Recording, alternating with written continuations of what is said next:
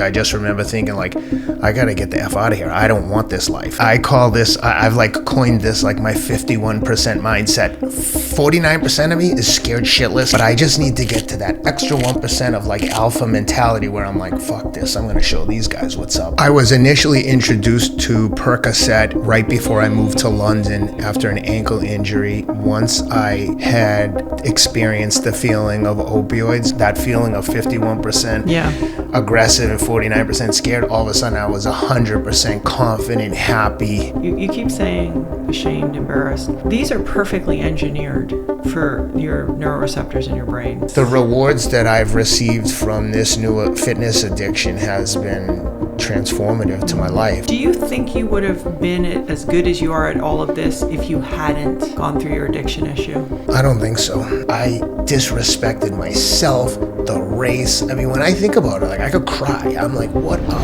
It's April 18th, 2022. A man is about to cross the finishing line of the Boston Marathon with the fastest time in his age group. It's been a lifetime goal. His family is there, his friends, they're all watching him. He eyes the line. He's going to make it. And then a thought slips into his mind, a memory of years earlier. He's sitting alone in a shabby room. The opioids that he just took are flowing through his body. They're blocking the signals that are screaming for him to feel pain, to feel stress, to feel anything. The last thought he has before he gives into the addictive bliss, I'm going to die if I don't change. Suddenly, the world of the Boston Marathon comes back into focus. His foot crosses the finish line. He picks up his children, hugs his wife, and he's surrounded by a new bliss, a better one. And this time, he feels alive. We're talking with Ken Rideout today, and we'll be hearing about his struggles with addiction, his dedication to long-distance running, and most importantly, how he's found peace through his journey. Welcome to the Gabby Reece Show. Let's go. This is the second time that we've recorded, but it'll be the first show that airs. We had a technical glitch the first time. And I'm actually very happy that it glitched. Really? I wasn't happy with the conversation. No, I you was felt still vulnerable, huh? You felt vulnerable. I didn't just feel vulnerable. I felt like I was not being completely candid and transparent. Like I had a lot of things in my life that were still secrets. And you know what they say in recovery? You're only as sick as the secrets you keep. Mm-hmm. And I feel free now. How did I meet you? I came over here to work out with my dear friend, Rob Moore. Who's such a sweetie peach. Yeah, he's my man. That's my partner in crime. How long have you... So for people listening, Rob Moore is, I would say, the Podfather. I would say the brains behind the brains. Yes. Of the Andrew Huberman podcast. Yeah, but I'd like to say that I knew him long before that, and he was the producer of The Fight with Teddy Atlas before he ever did the Huberman Lab podcast. Yeah, he's done an incredible job. Oh, he's the best. So talk about that podcast. I want to sort of, you have a fascinating history. So if people hear you talk long enough, they'll probably figure out that you're from Boston. Yep. Your name is not Rideout, it's Rideout, right? That's right. And you joked in our last podcast that you were a prison guard as a job at a prison that your dad and brother, I think. My stepdad, Yeah, at one point. My stepdad was there before I worked there, and my brother would be an inmate there after I was there. Yeah, so you never crossed over with anybody? No, thank God. But it wouldn't have been uncommon. When I worked there, I actually was, one of my coworkers was Mickey Ward, who they made the movie The Fighter about with Mark Wahlberg, and Dickie Eklund, his brother, who was played by Christian Bale, was an inmate there while we were both guards. So it was not uncommon at all for guards to have cousins, brothers, parents in the prison. This was not like a Norman Rockwell painting of an area where I grew up. Why do you think? Were you always oriented towards trying to stay on the high side of the line? What in you did you have that mechanism even young? Yeah, no, that's a good question. From my youngest age, I remember my family would always say, "You think you're better than us, and you're arrogant." And I always remember thinking, like, yeah, I do. I genuinely do. I'm not. I don't want to be living in my parents' house when I have my own children. I don't want to be on Section 8. I don't want to send my kids to the grocery store with food stamps. Like, this shit was mortifying to me as a child. And I don't know why. Like, I have a brother who's 11 months younger who would go on to be basically a career criminal and heroin addict, and same house, same conditions. Just from my youngest age, I just remember thinking, like, I got to get the F out of here. I don't want this life. This is not for me. And I don't know, I didn't have an example of what I wanted my life to be like. I just knew that it wasn't this and that there was something better. So I just stayed on my own game all the time. So I wasn't a good student, but I mean, good enough to get into a lot of colleges and, good enough. And how do you, because I think a lot of people, feel that way, or just like, I'm going to do this differently. And you don't maybe have mentors or people helping you, but you keep it together enough that you have opportunity. But how do you go out into the world pretty much on your own? Yeah, that was, oh my God, there's so many funny stories. I mean, when I first got a job in pharmaceutical sales in New York City, I moved there. I got a like this greenish colored suit at Filene's Basement in Boston. I thought that this thing was like the flyest suit. I was like, I look so cool. I'd never worn a suit. Was it dark green or no, lighter? It was like green? a light green, like, I don't know, maybe like a spring suit or something. I had a pair of Rockport walking shoes, like wingtip walking shoes. I mean, it only took me a few minutes when I was into New York, like relatively speaking, to realize like, oh my God, I look like a fashion misfit. I had like a brown belt, black shoes, but super quickly, I've always done this. I've always been very observant and almost like a blessing and a curse. Like I would say to my wife, like, look at that girl with like Payless shoes and a Hermes Birkin bag. And she's like, how do you know what either of those things are? I go, I don't know. I just do. I would remember little details like that. So when I started working myself, I was like, what are other people wearing that look like they got their shit together? And I just quickly like adapted and just kept refining as I was going along and kept like faking my way through it until I could figure out how to get along without sticking out like a sore thumb. Now, was the pharmaceutical job before the Wall Street job? Yeah, I only did it for like maybe 2 months. I moved to New York, was selling pharmaceuticals. It was the worst. Wait, what does that look like? You have to go you're not a pretty girl. You had to go to doctor's offices? I was so bad at it. I never, ever went to work. You're like, I'm going to break your face if you don't order this. I was in my own apartment. I had no office to go to, and it was my first job ever. I didn't know how to work. I would just like go maybe 2 calls a day, go to the gym, work out, just hang out with my friends. I was a mess. But I was playing in a men's hockey league, and I met a kid called Mike Peltier, who has since passed in the 9/11, and we worked together at Ken Rideout. But he was working on a trading desk and was like, hey, we need a trading assistant. Do you want to come do this? And I had seen all these rich kids in New York City working in finance. I'm like, yes, I'm doing this. That's what I mean about faking your way through. I'm like, yeah, I could do that. I didn't know anything about finance. I had a degree in sociology. So I went there and I was like a fish out of water. I mean, I didn't know anything. Everyone there was like coming out of internships at Goldman. They were all like, Ivy League education. And I was just like, it was just like drinking from a fountain, from a fire hose. So what is that? Where do you go in your personality when you walk into a place and you go, I don't know anything about this? And because you have this interesting mix of, I'm scared, I'm going to win. Yeah.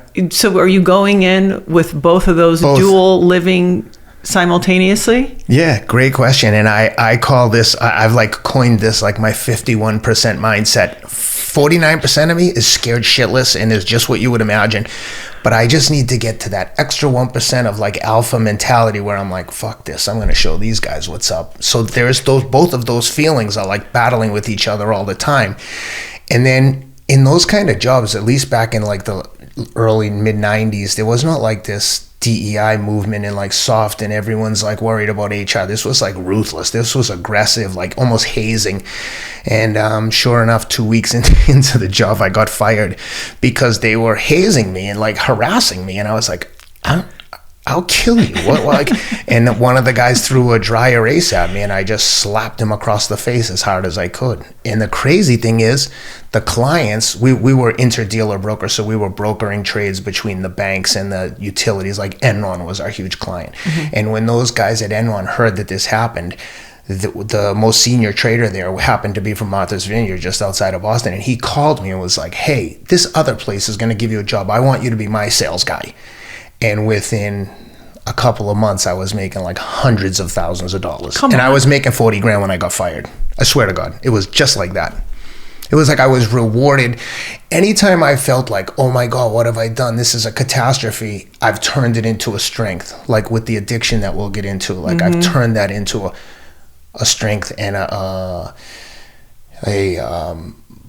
point of accomplishment that I was like, I did this. Okay, I made a mistake, but I fixed it.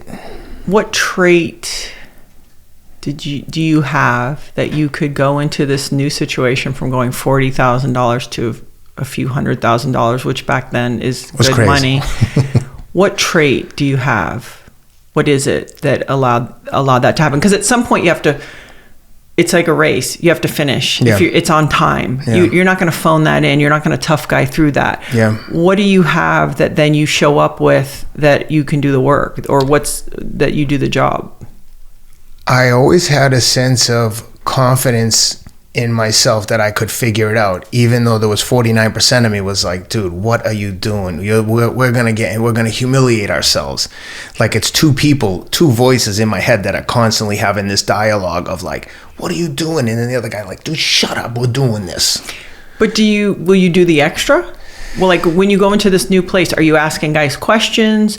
Are you looking for mentorship? Are you just powering through it? Like, how are you getting the information? In every job that I've had that has been financially rewarding, I've developed really good relationships with the people that I was dealing with. I developed a strong sense of trust with the traders that I was representing on this particular trading desk. So they would call me, give me an order, and it's up to you to then protect their order. Like if Enron says I'm going to buy 100 of XYZ, and you're sitting next to me and you have a client that wants to buy 5 of those, if you know Enron needs to buy 100, it would be very easy for you to try to buy 5 for your guy real sneakily.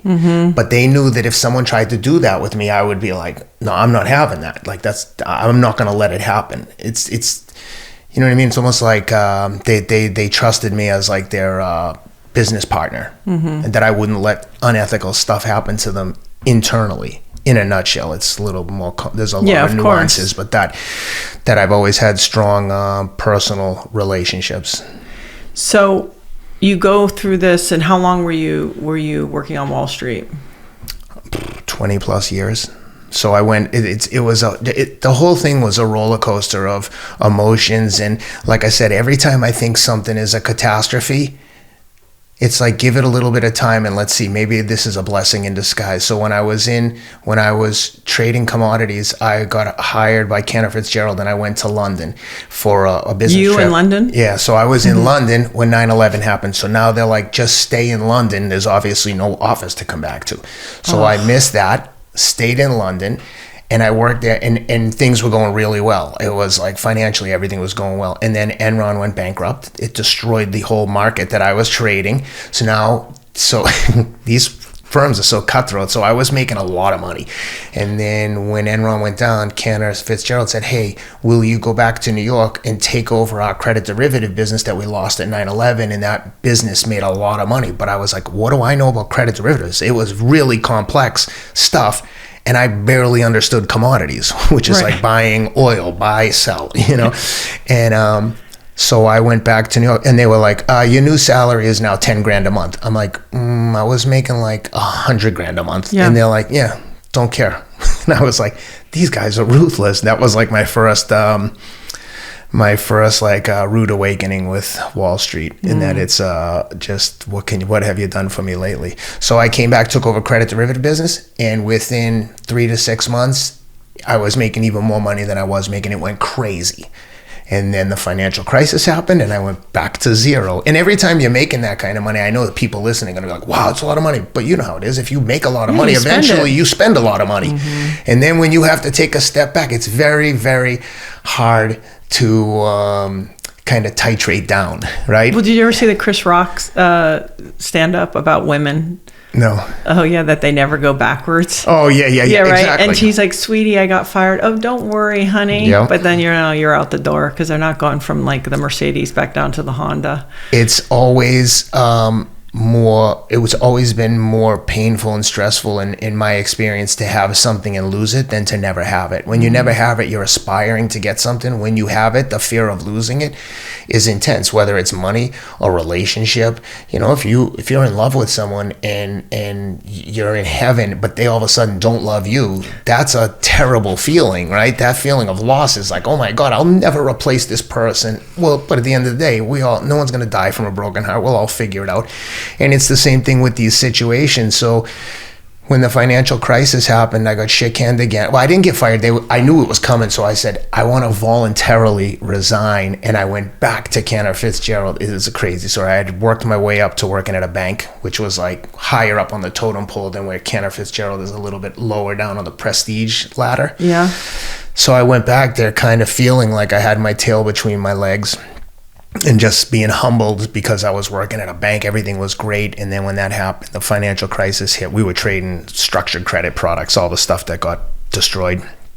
And I basically got a job eventually at Crédit Agricole, a French bank, just trading corporate bonds, which is like very vanilla, but like just like a steady Wall Street job. It wasn't like no one there was going to get paid millions of dollars. Right. You weren't going to go broke, but you weren't going to get real rich. Exactly. Mm-hmm. It's like the perfect Wall Street trap. This is what I tell all my friends that are in Wall Street that are like, how did you get out of this? How did you start working for yourself? I say, you're in the trap right now. You're like almost like a slave. What do you mean? I get paid a lot of money. Yeah, but you can't do whatever you go to Italy for a month and just go do something. Like, no, you can't. They own you. You make just enough money. They pay you just enough that you won't quit, and you'll accept you'll accept as little as you can to make it work. So it's like that everyone's trying to find that like sweet spot where they don't have to pay you anymore, and it's just enough to keep you from quitting. And you're trapped there, and you're never really getting wealthy. And I don't mean wealthy in financially, but if you're spending 10 or 12 hours a day on a trading desk, like what kind of life is that? Like, and at some point I was like, I'm not doing this anymore. I'd just rather be dead than do this. So is this 2010, 11? When is this? 2010, I started at Crédit Agricole and worked there for about 5 years. In 2015, I moved to LA and with a financial technology startup that I knew probably wasn't going to work. But it was one of those things where I'm like, I'm just doing this. I need a change in my life. I just had my fourth child, sold our house, packed up everything, moved to a crazy expensive rental in the Palisades, and so you took the risk at the highest risk time. Yes. And when I tell you I didn't sleep for 6 months, like my wife, when I tell this story now and she hears it, she's like, what? I'm like, oh, I was in a full-on panic mode. I'm like, I have got to figure out what I'm going to do with my life. And I was riding my bike past your house every day, every weekend with a guy called Jack McDowell, who ran a group asset manager here in the Palisades called the Palisades Group. And he managed whole loan residential mortgage credits for big institutions like Oaktree, Soros. And he didn't have anyone doing business development. He just had a great business, and all the clients came from referrals. And through riding my bike with him all through these mountains over the course of a year, I convinced him to hire me. But he was like, I don't really want to hire you because we're friends, and if it doesn't work out, you don't have any experience raising capital. So I said, finally, I'll do it for free. More risk. And now I'm like, I don't even have a job. I have bills that I'm eventually going to run out of money. Yeah. And he let me do that. And after a month, he was like, or after a few weeks, he was like, okay, this is working. Here's a real salary. Okay. And I did that for about 4 years, and it changed my life. Okay, so let's just back up because a lot happened. So in the time that you were working on Wall Street, you did develop you had an addiction issue. Yeah. Was it from an injury? I was initially introduced to Percocet right before I moved to London after an ankle injury. And once I had experienced the feeling of opioids, I was home free. I was like, oh my God, this is that feeling of 51% aggressive and 49% scared. All of a sudden I was 100% confident, happy, and it just happened. Content. See, I've never really done that. So, and also you're edgy. Yeah. You're intense. You think? Yeah. I mean, it makes perfect sense. People like me are way too humdrum to get, on the, I'd be like, I notice a difference, but not as much.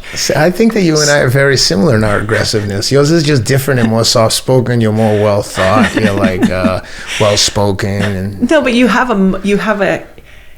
a very hot motor. I know, I live with somebody who's like that. It's just like there's this energy, right? Yeah. So you get this injury. They say, hey, if you have pain and discomfort, here you go. Was it instant? Do you take a pill and you go? As soon as I took it, wow. I was like, holy shit, I feel unbelievable. Have you ever had anesthesia before a surgery or after a surgery? I had a shoulder surgery recently, and they were going to give me a nerve blocker, and they gave, and I was like, oh, I'm having a panic attack about this. I'm a big baby when it comes to surgery stuff. So they gave me something. They're like, okay, we'll give you some Xanax to calm you down. So they give me an IV, and I kind of came to, and I was like, I feel awesome. Give me the nerve blocker. I'm ready. They're like, we already gave it to you. I'm like, whoa. But then I realized, I'm like, whoa, what did you give me? I feel unbelievable. They're like, oh, that's fentanyl. I'm like, don't even do the surgery. Leave me here for an hour. Don't even take me. I would just want to hang out here for a little while. And they were laughing. The woman was recording me. Is it a break from yourself? Yes. It's just like not an ounce of anxiety, perfect peace with the world. It's just like a warm light. So how do you get pills after you're not injured? Yeah, so for the first month or two, the guy would give me 7 pills every week, and then after 2 or 3 times, I'd take the prescription. I changed the 7 to a 2 out of 0, so then I had 20, and I would take them after work in the evening. Like instead of a drink, I'd take like 2 Percocet. Can you sleep? Oh yeah, okay. Everything. That's the problem. Everything was good. Okay. Like so then. I'd start to wake up feeling hungover, and then I was like, I wonder if I take one in the morning, if it will kind of take the hangover feeling away, and it did. And then I felt like a little buzz in the morning, like super strong coffee, but 1,000 times better. And then very quickly, within a few months, I was taking first thing in the morning, lunchtime, and then after work. But then it would be like 2 in the morning, 2. Then it would be like 5 in the morning, 5 at lunch, and then maybe 7 at night. 7 pills? 7, like at the equivalent of like 7 extra strength Tylenols 3 times a day. So when people are like, don't take too much acetaminophen, I'm like, I must be insanely tolerant to that stuff, because I was taking like 30 to 40 of them a day for a long time. So you're working, are you training, physically training? I was staying in shape, but not like training like you would call training. What does that mean, like dating shape? Yeah. Kind of? Yeah. I boxed a lot, so I would go to the boxing gym after work every night and like hit the bag, sometimes spar with people. I boxed for the New York Athletic Club for a while. Oh, that's kind of a funny place, that place. Yeah, very. It's not as funny as it was. It used to be really funny before they let women in. Right. Very strange. Sorry about that. Those rooms, the sacred space. Yeah. I always thought it was fine if people wanted to have like, I even Sherwood, the golf, they have that one man's smoking area, and I would sit outside and I look inside and look at all those old geezers smoking stogies, and I'm like, I have no interest in being in there. No. Rock on. Yeah. Have it. Exactly. I can't believe why anyone would be offended. Like, go for it, guys. Anyway, so what's your body, you can't, for someone listening, it's like, okay, of course you have endurance and all these things, but are you in touch with like, hey, I have a problem, or you're just rolling? Yeah. No. After about a year, I was like, now at that point, you're not really familiar with the withdrawal process. I'm in kind of denial, because I had grown up around degenerates and losers who were doing heroin, and which is basically the same thing. And so in my mind, I was like in denial for a long time. And I was like, oh, this is nothing. I'm going to eventually stop. It's like someone who's start smoking and has never tried to quit. You're like, of course I can stop anytime. And then when I was in London, I went there, ran out of pills, and I was like, no big deal, I'm out. And then immediately I was like, when I say sick, I mean sick, like incapacitated. And it's crazy. It's like again, like a blessing and a curse. I found a shady doctor, which was a blessing in that I was no longer sick, but it was a curse in that now I had this doctor who I knew had a drinking problem. So anytime he'd come, I'd pay him cash, and he'd write me a prescription for anything. So he would write me a prescription for like OxyContin, like 100 pills every couple of weeks. So I was like off to the races. But where do you get those? You just go to the store? They just will fill it? Yeah, he would just write a prescription. It's in hindsight, it sounds crazy, I know, but he would just write the prescription like, oh, this guy has chronic pain, and the pharmacist is just.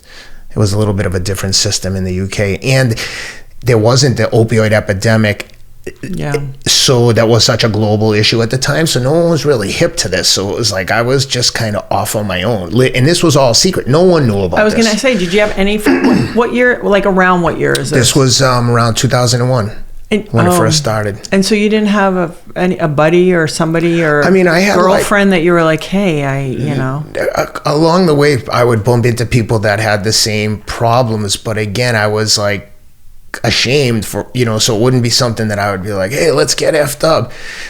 Whereas they would be like, let's party tonight. I'm like, I've been high for like 2 straight weeks. What are you talking about? Like this is every day. And, it's mortifying in hindsight. I wasted so much of my life and the productive years of my life, but I can't do anything about that now, which is why I talk about it, to kind of give people some information. Because when I see people now that are high, can you recognize it? In a heartbeat. You can? A heartbeat. I'm really naive about this stuff. Like sometimes we'll be somewhere and Larry's like, I don't know what's up with that guy. And I don't catch it because I don't see it. I don't know it. Yeah. So I can't recognize it. How does it, can you see it instantly? You can see a little bit in the eyes. Their pupils get a little bit dilated and they're just kind of like vacant a little bit. You can just tell something's off, or they're too enthusiastic, or their emotional swings are too extreme. So you can imagine with me, it was aggressive on a trading desk. I was super, super aggressive with people in hindsight, but it was an aggressive place. So it served me. It was appropriate. Yes, it served me there. But so what was the impetus to say, oh, okay, I gotta stop this? Yeah. So I knew I had to stop once I realized what I was doing, but it would be the kind of thing that you would be so sick from the withdrawals that I would be like, I can't really afford to be sick for 2 weeks. And then I'd be like, I'm doing it on vacation. I'm just going to I'm going to go through these withdrawals. I'm going to go to Bali, or I'm going to go to some beach. And then I'd get there and be like, why would I want to ruin my whole vacation? I'll do it while I'm at work. Yeah. And then a few times I did it. I just got through it. I went to AA, NA, and just like white knuckled it multiple times. Like the amount of times that I did this, I'm like, it's so embarrassing, but the toughness that it took, I can't tell you. I mean, people, I'm sure everyone listening knows someone who's been an addict, and until an addict wants to get themselves right, you cannot tell them what to do. Their first love is their drug of choice. It's hard for someone who's not an addict to understand this and appreciate this. Drugs come first. They will abandon first communions. They'll skip their cousin's wedding. If they need to get drugs, they'll do what they have to do, because the alternative is being sick to the point where you can't really function. I can't go to that wedding until I get some pills, because if I show up there sweating through my suit, all I'm going to be doing is looking at the clock and trying to get out of there. Yeah. And I've been in those situations a million times, but really when I met my wife in the mid 2000s, like 2005, but around 2007, I started to like really try. And that's when I was like, oh no, I'm taking these things no longer to get high, just to avoid getting sick, and just trying to constantly kind of like taper myself down. And then eventually I found a drug called Suboxone, which is, to people listening and understand addiction will understand this, but to me, that drug is like as much of a crisis as the pills, because that shit is so addictive. And that made me very like emotionally unstable, but it cut down on the cravings. So I could get off of the opioids, the opiates, but I'm still on this Suboxone. But I mean, this addiction is worse than that. Like, meaning the withdrawals, if I just stopped taking this little tiny pill, was excruciating. So eventually, after I got married, and my wife... Okay, so hold on. So you had to tell your wife? Yeah, so this is what I was going to tell you. So when I met my wife, people will always be like, how did your wife not know? And I'm like, she only knew me high. Like I was... Right, she didn't have a reference. None. Another baseline, this was you. So she would get glimpses when I would like go through withdrawals in my apartment by myself, and then I'd emerge and I'd be like very docile and like just imagine if you artificially spike serotonin in your brain whenever you want. Yeah. Now the natural things that spike your serotonin, like walk outside, look at the ocean, you're like, oh, this is great. That doesn't exist anymore, like for someone in addiction. Yeah. And it takes a long time to get back there. So even after a month of being sober, you're still like, my system is so unregulated that I don't get the natural high that other people get. And then people start to chase things like sex and replace addictions. And to a certain extent, and we can talk about this in a minute, about my running became a replacement addiction. 100%. Right. So we'll come back to that. But so when I married my wife, the whole time But how do you date? Like, from everything, the way you talk about your wife, this is a together person. Very. She represented everything I wanted in my life. Her family was what I wanted. I was basically marrying the person that could give me the life that I wanted. In addition to being my wife, she'd be the best mom. She would represent everything missing for me in at times an unhealthy way. But that's everything to do with me and nothing to do with her. She's awesome. She's a good person. She's never done drugs in her life. Nothing. Not even smoked weed. Nothing. But that's part of why she didn't recognize it. Exactly. Right. Just like very conservative. And how long did you date before you got her to marry you? Oh, it was a nightmare because we would break up and stuff because she was like, this guy is like emotionally unstable. He's like all over the place, happy, angry. Yeah. So it was hard for her. And then but I held it together. I got on the Subutex, which greatly regulated the ups and downs relative to straight Percocet and OxyContin and fentanyl addiction. So she would get enough of a glimpse to be like, okay, there's a light at the end of the tunnel. And then you talked briefly, I've heard you in many things, forgive me if I'm getting it wrong, Vivitrol. Yeah, that's what I'm going to get to that now. Okay, so were you still on pills when you got married? Yes, very briefly. And then I was on the Subutex for most of the time. This was also a several year process. Also, I want to say something. You keep saying, you've said 3 times, ashamed, embarrassed. These are perfectly engineered for your neuroreceptors in your brain. Yes. If people have this switch, they have no chance. Yeah. And I believe if you are a sensitive person, because all the data on pills is like it's there. Whichever swath, it could be male, female, young, old, rich, poor.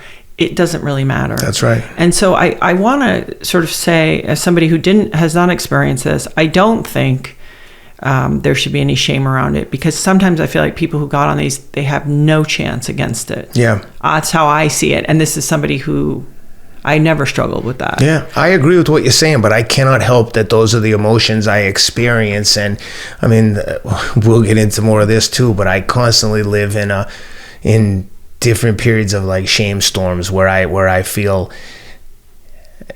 we'll get into this. It's a long story, but it's all part of like my emotional makeup, is that I'm very, as much as I can be aggressive and hard charging, I can very quickly be like completely mortified and ashamed, and like this addiction really like effed up my whole psychological makeup. Prior to this, like I said, when I was in high school and even through college, I was like the kid relative to everyone around me that was squared away, that I was like I was friends with the principal, like they liked me. I was a nice kid. I was friendly with everyone for the most part. And when this happened, it kind of destroyed that part of innocence in me where I was like, fuck, I'm going to have to carry this forever. So that's something that I have been working on, and have done a bunch of therapy around in my own individual intensive. Like I went to a place called On-Site Workshops recently for 5 or 6 days. That was, like I was saying earlier, it was harder than running across the Gobi Desert. It was harder than anything, because that's like, there's nowhere to hide for me there. In running, I'm just like, I'll just suffer more than you, and I'll win or I'll die. Like with the therapy, I'm like, I'm alone with my thoughts and all the things that make me uncomfortable.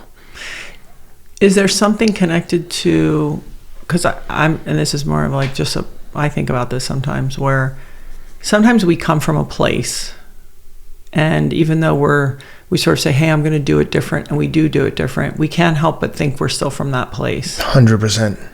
That's exactly right. There's a part of me that's still there, like thinks of myself as like this dirty, snot-nosed kid from the streets. Yeah. And it pisses me off. It actually makes me angry, because then I'm like, why am I carrying that around? Like, I'm not that person. I can't control where I was born and who I lived with. But it's still hard to get rid of that shame storm. It's just like something that I carry. But I try to like remind myself when I have conscious thoughts of that I'm doing it. I'm like, okay, that's, I've been in a lot of therapy. I know that that's not a reflection of me. Yeah.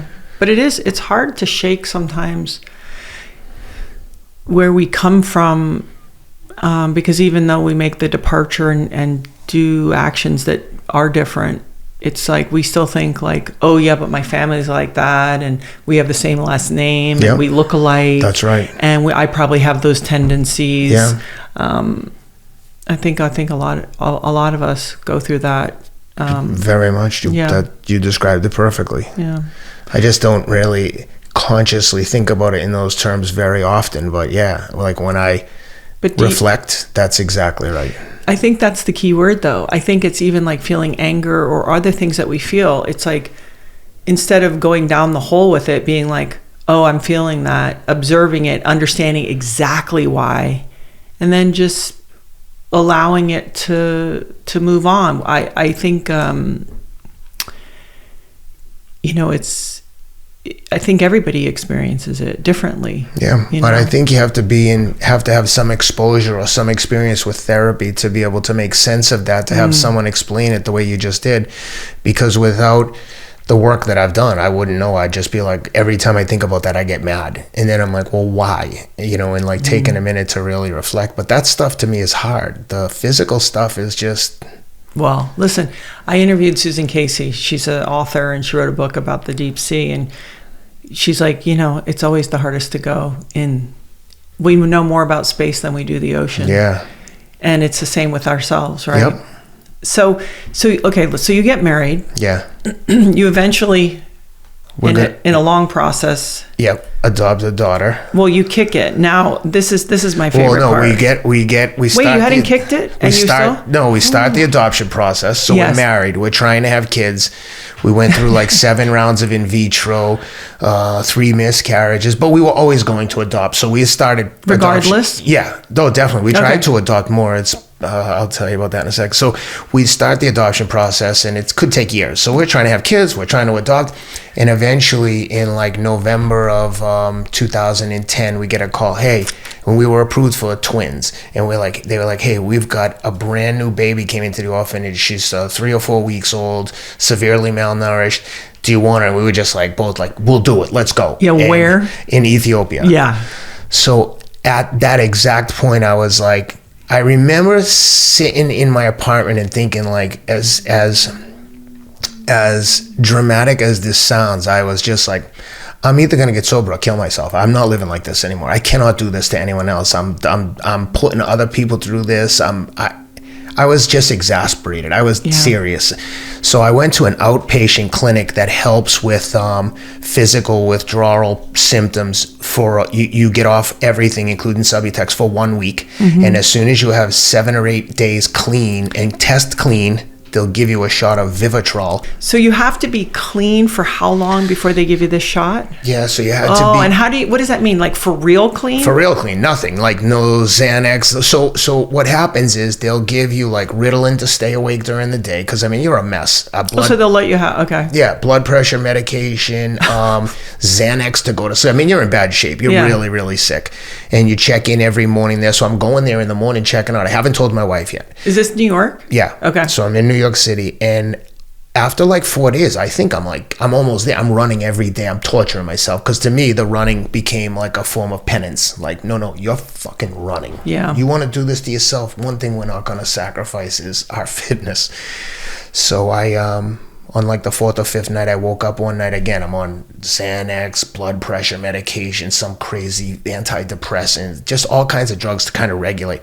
And I woke up to go to the bathroom, and I just woke up. I was standing up, and then I woke up on the floor, and my wife's like rousing me, like, what are you doing? What's going on? And I'm like, oh my God, I must have passed out.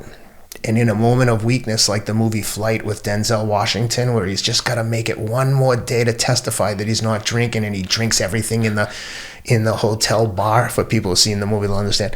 I just came clean with everything, and I was just like, she had known that I had done drugs before, because I had told her, like, oh, I did these, and because she found them, and I come up with some stupid excuse. And I just came clean with everything, and was like the weight of the world off my shoulders. And then 3 days later, I got the shot. So then I was like sober basically for the next 3 months. Why does the Vivitrol work? Like, what does it do? Do you throw up or something if you take pills? Like, what does it do? It just blocks the receptors, because the first month I had them, I did try after a few weeks. I took some, they do nothing. You're literally like, dude, did someone give me fake pills? I'm not getting anything from this. But the problem is, if you take too many trying to chase that high, you can overdose easily. So once I realized that this was like almost like a security blanket for me, and then you just have to get it every 30 days to keep it. It's a extended release, long acting injection that they give you in an intramuscular shot, and it was a lot of fluid. Like when the woman took it out, it was like, okay, pull your pants down, I'm gonna give you the shot. I was like, there's no way all that fluid is gonna go into my muscle. It was like a huge vial, and I was like, but at the same time, I'm like, oh, I don't care, I deserve it. You can hit me over the head with a hammer. I deserve everything I'm getting as part of this process. And then really that was it. And then I was pretty much clean, and have a couple, like, I say relapse in that I got high a couple times over the course of the next like several years. Like I haven't been. Was it stress? Did you have something an activity would happen? Triggering event where just anxiety, like just so much shit going on where I'm like, I have to escape these feelings for a few minutes. And luckily none of that ever came back to bite me in the ass. I just feel like being honest about it and being transparent with it is much more helpful to anyone who's hearing this, because it would be a better story if I'm like, and that was the last day, but I can't lie about this shit. It's like not helping me or anyone else to not be honest. And there would be events that, stressful shit that would happen, and I was extremely resourceful drug addict. I could get these drugs anywhere, doctors, street people, unfortunately. And but now I've been like, around when I came to LA, really, I was like turned it around. And since like, I guess 2015 or 16, I've been like really good. That's amazing. Don't really drink, just training. Your new drug of choice. The rewards that I've received from this new fitness addiction has been transformative to my life. It's given me a source of pride. It's given me a focus. I'm incredibly grateful. So for fun though, you guys hightail it to Ethiopia. Yep. Here's this little girl. Oh, it was awesome. But there's a sort of an acclimation period. So your wife stayed, right? And you had to bop back. Right, that's right. And so they say it's going to take 8 weeks to get her processed. So you go over there, we adopt her in the court. She's now ours. I was working at Credit Agricole, so I couldn't just take 2 months off. Again, they own me. So I went over for a week. We spent a week in Addis Ababa, the capital. And on the next to the last day, we went to see her in the orphanage, adopted her in the court, and my wife took custody of her in Ethiopia. You had the option of leaving her at a different orphanage that the charity ran and come back to the US, and then in 8 weeks you go back and get her. But to me it was like, if we had a brand new baby and someone said, oh, we're going to take your baby for 8 weeks to Ethiopia, I'd be like, nah, I'd quit my job if I had to. But luckily my wife was able to live there, so she lived in a guest house in Addis Ababa with custody of my daughter. And after a few weeks, my wife's like, I really don't feel that good. Because you went back to visit her, right? I was there for 1 week, and then I came home, and then I was going back to visit her. But the first week we were there, she must have got pregnant that week. Now, she had been pregnant a few times, and we just had 3 miscarriages. It just wasn't working. So the doctors were like telling her, oh, we're going to give you this medicine. And we were just like, you know what? We've tried everything. We're just going to go en natural and see what happens here. Yeah. And so my wife came home on December 18th, 1 week before Christmas, with my daughter, who was now 5 months old, and she's pregnant with our first son, who's due on her first birthday, coincidentally. Which, if your Irishness is really coming through, you know what I mean? Yeah. I mean, you do have a brother. What did you say, 11 months? 11 months, yeah. Yeah. So good job. Yep. So you have your first son, and then you have your second son, your third child, and then you have your third son, your fourth child. That's right. And all the boys are exactly 2 years apart. All their birthdays are within 5 weeks. What's that like? You're done with your racing season and you come home and it's love time? It must be like a fertility window she had, because believe me, for a long time we were trying every month. That was just a month it worked. I don't know. I wish I had an answer. I'd like write a book about it. You hear that a lot though, when the stress of, okay, we have a child Because if people want that. But when you're going through it, if someone's like, listen, just relax, it'll happen. You're like, just stop with the hocus pocus shit. I know it's going to happen, but my wife was really stressed. And I was like, it'll happen. And it is kind of crazy that as soon as she took custody of that baby, like within days, she was pregnant. Mm-hmm. And isn't that amazing? It's crazy. Yeah, I wouldn't believe it. If someone else told me this and it wasn't my story, I'd be like, he's full of shit. She was probably pregnant before they went. Like, it just seems too like spiritual. So, speaking of your daughter, because it's your only daughter that you've got your 3 boys. What's that like for you? Because in all confession, before we were going to talk today, I think there's a lot of very obvious things about you that are easy to talk about, you know, and we'll get into your racing and your ability to deal with discomfort. But I called Rob Moore and I said, hey, listen, I'm going to talk to Ken, and what's not obvious that's unique and special? And he said that he sees something so different in you when you talk about your daughter and just you learning to navigate being the father of a teenage female. How's that going? Yeah, it's hard. I'm about to cry. It's hard. You know, when you have children, you're only as happy as your saddest child. And that is, while on the surface, people like to romanticize that. But I got news for you. It ain't easy when they're going through difficulties and you're living and dying with their happiness. And especially when it's a 13-year-old girl dealing with bickering other little girls in school. You're like, I want to kill everyone. I want to go protect her. But at the same time, I'm like, this is where parenting comes in. You've got to raise your children to be able to understand that not everyone's going to be nice. And if someone's not nice, then maybe they don't deserve your friendship, as hard as it may seem. But, you know, a 50-year-old man telling a 13-year-old girl, don't listen to those dingbats. You're much cooler than them. Do you call them dingbats? What do you really call them? Come on, Ken. That's what I would say to them. To my daughter, I'd be like, don't listen to those dingbats. Those girls don't know anything. You're that PG. That's pretty good. Yeah. No, I have a terrible habit of cursing too much in front of the kids, but usually the boys get the brunt of my aggressiveness. But where do you go? I can relate. I mean, I have 3 girls, but the advantage I have is I was a girl, a teenage girl. Mm-hmm. I do remember vaguely. Does she have a phone? How do you guys navigate all that? That's a great question. She doesn't have a phone. Come on. How'd you get away with that? That's amazing. I have like a zero tolerance for certain things. And she has no phone? I desperately want her to have a phone so that I can reach her, so that she can have it when she's at lacrosse practice, so we can get in touch with her.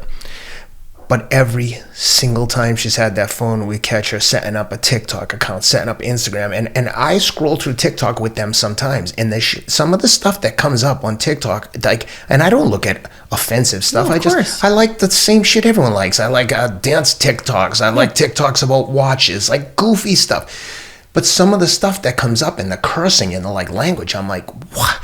So I'm just paranoid about them having this. And then what about a flip phone? That's a good idea. No, because there is an interesting book that's just come out about the anxiety of this next generation. And I've blown this miserably. My youngest daughter's a junior. But they said that if you can have a phone-free, I wish I could remember, it's like Haidt.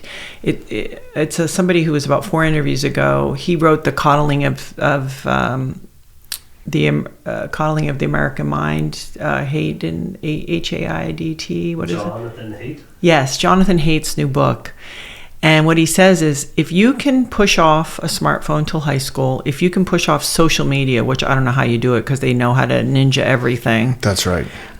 Till 16, give them a flip phone when they're younger, and phone-free schools and playing. Right? If you can sort of do this, that there is a lot of data suggesting it supports their emotional and mental health on a real level. Well, they're getting that because my kids are not allowed to have a phone and they're not allowed to have social media. And my wife and I debate this, and we're like, do we want them to be the dorks that don't have any like social media and like be the kind of nerds that their parents are super strict? But I've, like you just said, I'm like, I don't care. Yeah, I can be the bad guy. I just don't want it. I don't like the things that I see. I don't like the things that I see their friends post. it makes me nervous. They're so desensitized to everything. I mean, even the access to like online porn. Like when I was a kid, you have to go find a VCR tape, put it in a VCR tape, and then like, you know, watch it in a freaking closet. Now it's just like, let me see what's going on. And she's 13 now, right? So when she comes, isn't she coming at you for it? My wife usually talks to her about sexual topics, but she comes to me for the phone. Yeah, I'm saying, what does she do when she comes? Because I've caught her lying so many times where I'm like, someone else, she had a TikTok, and one of my wife's daughter's friends, her daughter said, oh, Tensei's on a TikTok, and the girl was like, you know Tensei's on TikTok. We're like, what? So then we call her down, Tensei, do you have a TikTok? No. And then I go, stop. I'm going to tell you something right now. Lying is 10,000 times worse than the initial crime. I'm going to give you one more chance. She's like, yeah. I said, why didn't you tell me? And then we talk about it. Yeah. And I'm like, I cannot give you a phone until I trust that you're telling the truth. It's not even about what you're doing. It's just lying right to my face when you're caught. Yeah. Like you come down here, hey, do you have a TikTok? No. Well, didn't you ever do that as a kid though? Yes. But that's why I try to drill it into them right away. It's like, stop. I don't want you to do this to yourself. Yeah. Do not lie. And for the most part, they've been getting pretty good, but it's incredibly difficult. But I also she hates when I talk to her about anything emotional, about race or sex or anything. But I deal with this stuff. If it comes up in my mind that it's something I just tell her. I'm like, don't be that person who's being pressured into doing things because you think it's cool. And I just get so worried about the desensitization that they're going to think that what they see online, in not necessarily porn, but porn, that's the norm. And I'm like, that is not that's not a normal interaction. Yeah. I think being a parent is incredibly hard. It's the hardest thing I've ever done.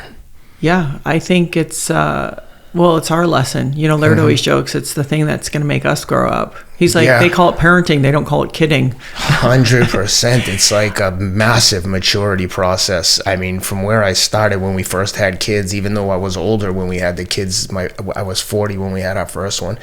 It's still like the difference between now and then. I'm just like little things, like we would be at my in-laws in Shelter Island, and they had this little like shopping wagon thing, like a Fisher Price thing, and I put my son when he was like maybe 1.5, and I sent him flying down a hill, and my wife's like, don't push him down there, it's a little too steep. I go, he's all right. The thing went like 10 yards, rolled forward, and he's like face planted and like scorpioned all the way down the hill. He's covered in burns and cuts.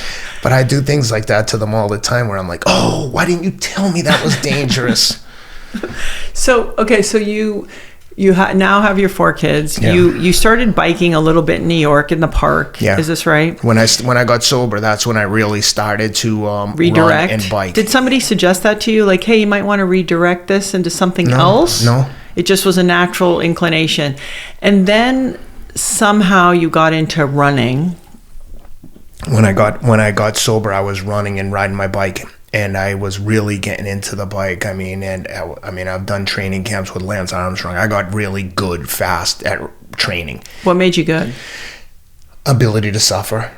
Because I really feel like, and even I felt and I feel like this during races, is like there's nothing you can do to me physically that even compares to the emotional shit that I've dealt with. So when I'm feeling physically uncomfortable, I'm like, this is going to be temporary. This is going to be over. And if I can just stay in this place for a few more minutes, I can have the glory of being the winner.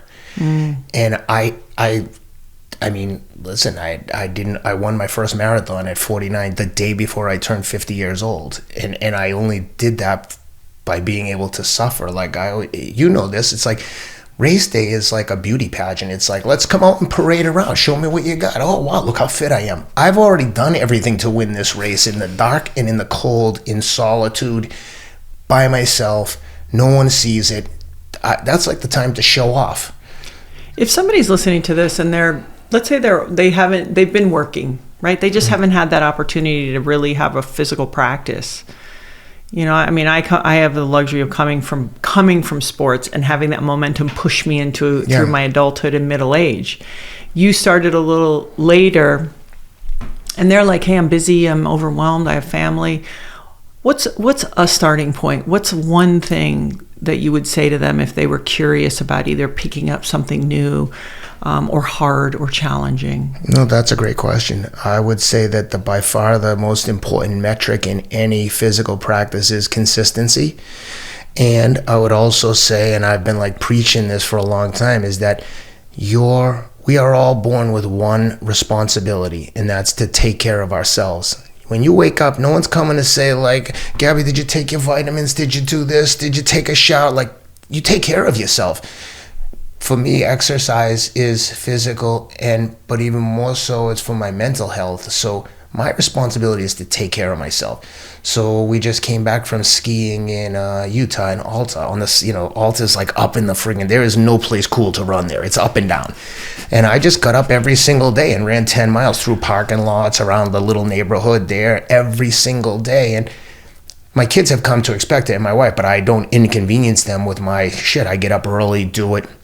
But I would say to anyone who's starting a new practice, and it doesn't have to be running, it could be musical lessons, swimming, like take a pick. Mm-hmm. But the point is, you have to show up every day and you have to prioritize yourself. If I don't take care of myself mentally and physically, eventually someone else is going to have to do that for me. And I want to prolong that as long as possible. And I also want to take pride in the fact that this is my responsibility. And first thing in the morning, I've handled my business. Like, I'm ready to go. There's a lot of things that I can improve on in my life. But for me, I'm the best version of myself when I'm doing something that makes me feel proud and gives me that outlet and allows me to kind of vent. I get out there and I think, and I have 80 to 90 minutes or 60 to 90 minutes, depending on how fast I'm running, every single morning by myself. I listen to podcasts sometimes I don't listen to anything. I just think. Mm-hmm. If I've got to work on stuff. But I always tell people, no one ever came back from a run or a workout and said, man, I really regret doing that. I shouldn't have done that, barring an injury. But you never have a good workout and go I should have just sat on the couch. Because sitting on the couch after you have a good workout is heaven on earth to me. So a couple weeks ago, Laird had a birthday, and there were no waves, weren't showing up. Nowhere. He kept looking, right? So as the day got closer, I knew he was agitated that he wasn't going to be doing something he really wanted to be doing. And it was a significant birthday, right? So he goes, well, it looks like I'm going to do a 60-mile ride. It's supposed to rain on my birthday. And then he had a couple guys showed up, and he goes, well, I guess my ride has become our ride. But it rained. There was no mishaps, one flat tire. They get back here, and he's like, because then it's all perfectly okay. Mm-hmm. And I think that it's so true of us as human biological beings, but especially if you have that hot motor. Because it's like you were a prison guard. Mm-hmm.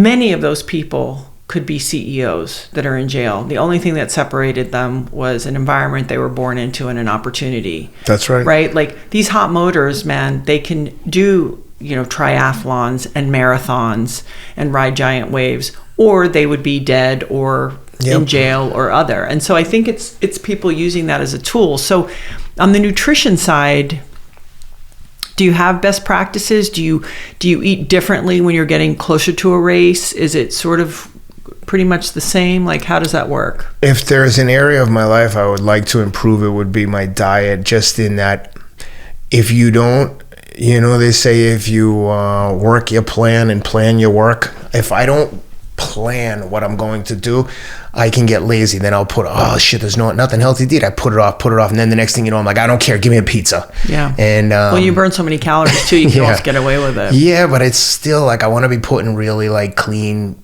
food in my body. Not necessarily any one diet, but I could do better on the diet. But typically, I just get up in the morning and I have coffee. If I have Laird superfood, I'll mix that in. I really like that. So I do everything fasted. So I wake up in the morning, have my coffee, and then I'll run. And then I usually eat lunch around 11 or 11:30. And if I have my druthers and everything's planned out, my wife will chop up a big Ziploc full of salad with just like vegetables and lettuce in it, and I dump it in a bag with like some mixed nuts, and sometimes I'll put some hard-boiled eggs if we have them. That's like the perfect day. And then for dinner I get a little bit lazy and I'll try to eat what the kids have. And so my wife could have been like in the 50s, like she could have been like at the Cleaver family, like steak, potatoes, asparagus. The next night is like chicken, she's make a meatloaf.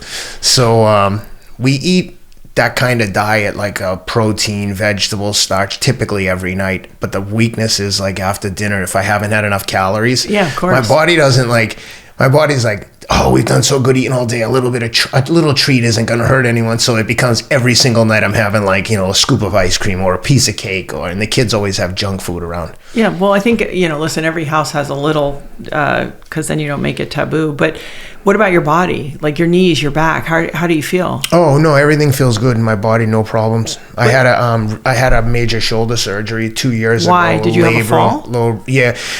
I had initially heard it playing college football, and then I was running in the snow in Nashville, and so embarrassing, right in front of like there's like a little guardhouse near our house, and I came on, I waved to the guy, my foot slipped off under me, I fell, and when I fell, my shoulder kind of wrenched behind me, and I was like, of course they're looking, so I'm like right up, I'm like, I'm good, and I'm running, and I'm like, I'm practically crying, like, my effing shoulder.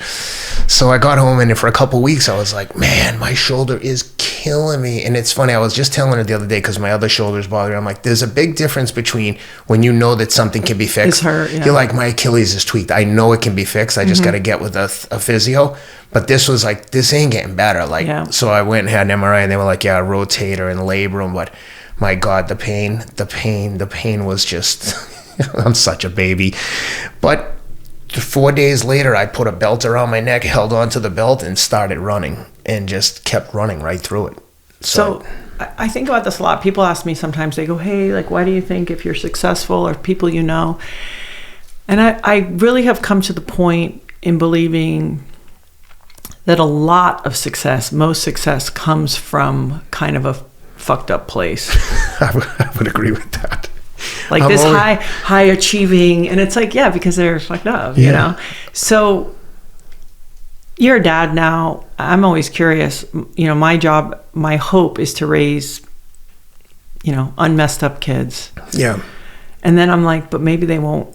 Maybe in the external world, are they going to be like performing in these bizarre, I'm going to prove it to you. Yes. I've got something I'm going to show you. Yeah. I'm deathly scared. I'm going to run for my life. Do you think it's possible? So now you've been going to therapy, and I want to really talk about your races, because especially one of your last races is incredible. Have you come to a place where it's not coming from, I'm paying my penance because I had 10 years of bad, in my mind, bad behavior. I come from a place that I'm not proud of. Have you switched the motivation? Have you switched what's making you get up every day and run those 10 miles?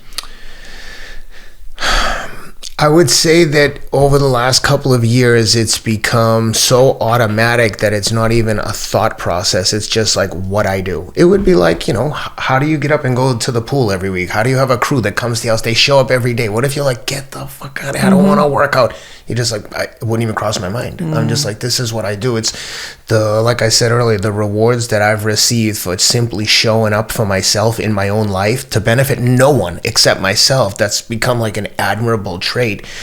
But I will also say that I've recognized that for a lot of people, it's become a source of inspiration. And I feel a little bit embarrassed saying that, because I don't find myself to be inspiring, but the messages that I get on Instagram in particular about people saying that I inspire, like a lot of guys that are like, I started running because I was watching what you were doing, and if you were doing this, I could at least show up and do 3 miles or whatever the case was.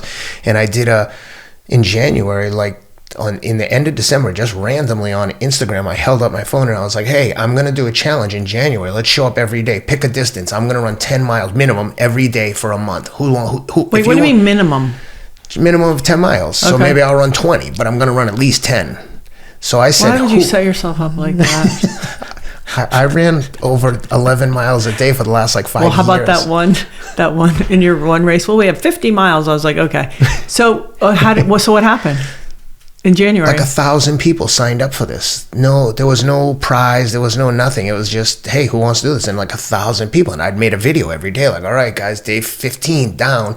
Hope everyone's getting after it. And it motivated me to hear people that were inspired by this. I was genuinely moved. I was like, holy shit, I feel like a massive responsibility now. I was going to do this anyway, but it was incredibly rewarding. And I think that the connections that I've formed as a result of, like I said, showing up for myself, like knowing you. I mean, if I wasn't in the shape I was in and Rob said, let's go train with Laird and Gabby, I would have been like, are you crazy? I'm not going to go embarrass myself. But my goal in life now is to be able to show up and do anything. Like, hey, we're going to climb this mountain. I'm like, okay, I've never done that before, but I'll try it.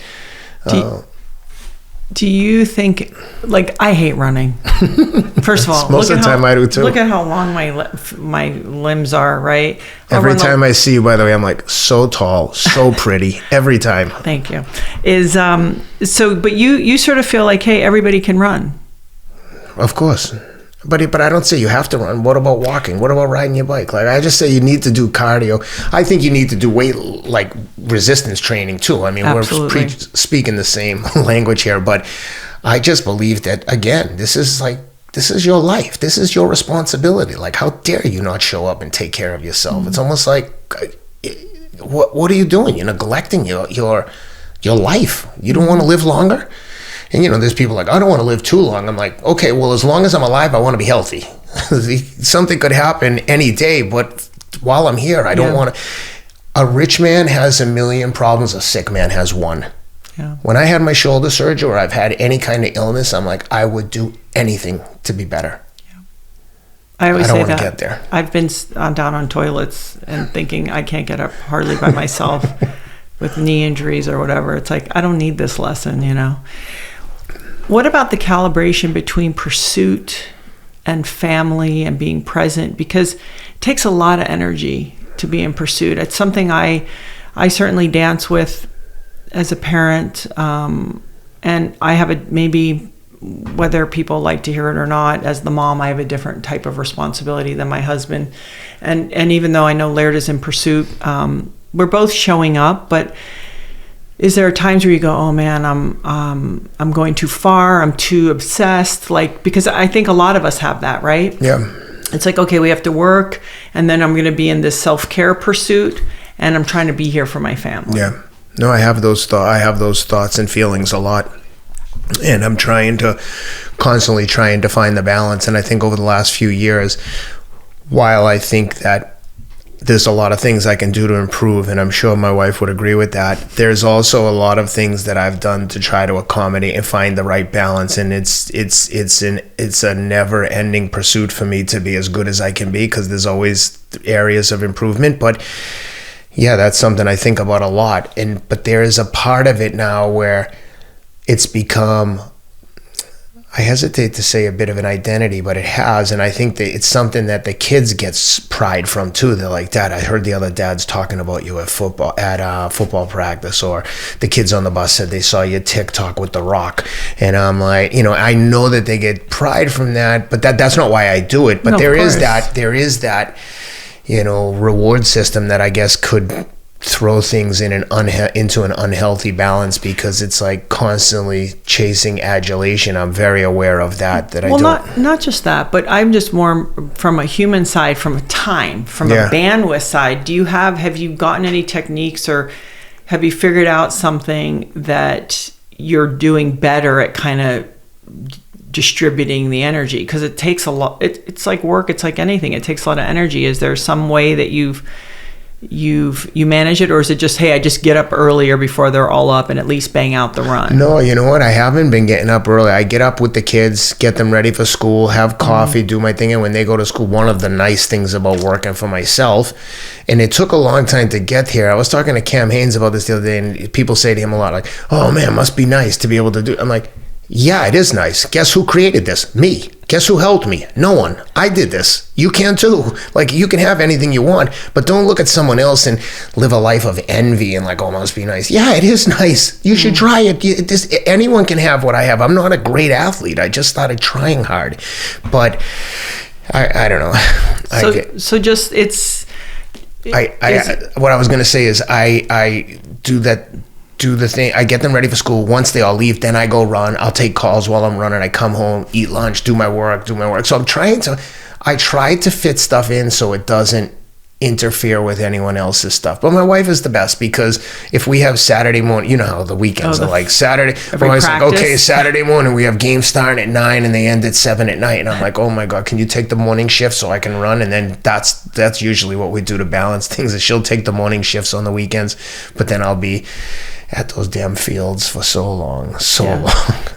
Yeah, and you think any of your kids are going to be professional soccer players? That's one thing. If there's anything I've done that I feel proud of as a parent, is not trying to project my expectations on the kids. And I think that because I have my own outlet, I'm like, I know who I am. I know what I am. My kids are a combination of me and my wife, and I have 4, and they're so vastly different. To think that I can influence their life. I can introduce them and, gently suggest that they do things.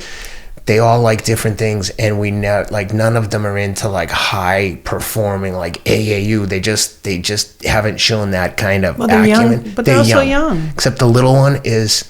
Well, he's your killer, right? He's a good fighter. He is tough. That kid is tough. He's like he's like a little dream come true. He's like, first flag football game, every time he gets the ball, he scores like 4 touchdowns. I'm looking at my wife, I'm like, he's good. And the other kids are good too, but they're like, he's got the older brothers that he's been trying to keep up with. So now he's like out there with kids his own age. He looks like even when he's walking out there, I'm like, he just looks like he's ready, you know? Do you think you'd be, I mean, you've done marathons, you've done triathlons, you have done an extraordinary race that I want to get into, the Gobi race, the Gobi March.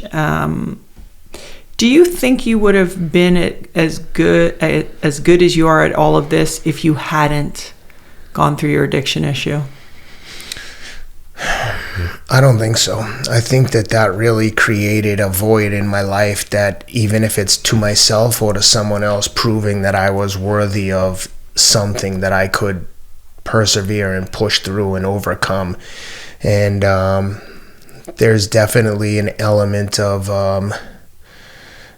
trying to prove myself again, even to myself. I don't know who I'm performing for. My wife could care less about run. I mean, she likes it, but she's like, I've won races like a mile from my house, and she's like, nah, we're not gonna come down. It's probably gonna be too hard to get all the kids around. So, which is fine. I treat it, it's like business. They're like, is your wife coming? I'm like, it's a work trip. I'm going to run and work.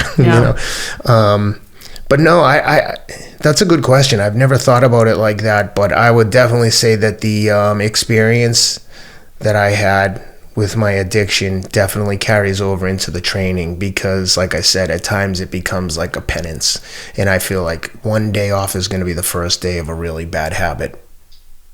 Mm-hmm. When I talked to Rob, sort of the epiphany of, at the time when you maybe were making some of the most money that you've ever made, you might have been the most miserable. 100% I was. And maybe the deepest in your addiction. 100%. I was so uncomfortable with my station in life, in making that kind of money in finance. It just was I know that there's going to be people who may not have ever had that kind of money that are like, F this guy. I get it. I completely understand. Yeah, and I know I said many times, money doesn't necessarily make you happy. I had a lot, and it made me addicted to drugs. Not the money, but just the experience, the expectations, the pressure of having this. It was, I was too young, and it was just all too overwhelming. And I've never been happier now, and I definitely don't have enough money to not work. I work, but I work on things. It's funny, I say I work, but I really don't. I do things that I like to do. The people that I work with, I like working with them. And if I don't like them, then I just won't work on that particular mandate or with that partnership. Yeah. And I've been extremely lucky in that regard. Do you think, it's almost like you have survival, so you come out and then it's like, okay, I got to go for the zeros because that gives me stability. And then sometimes I feel like we get into life and we get the luxury to ask ourselves, what's it really all about? Yep. And I feel like you okay, Justin? Yep.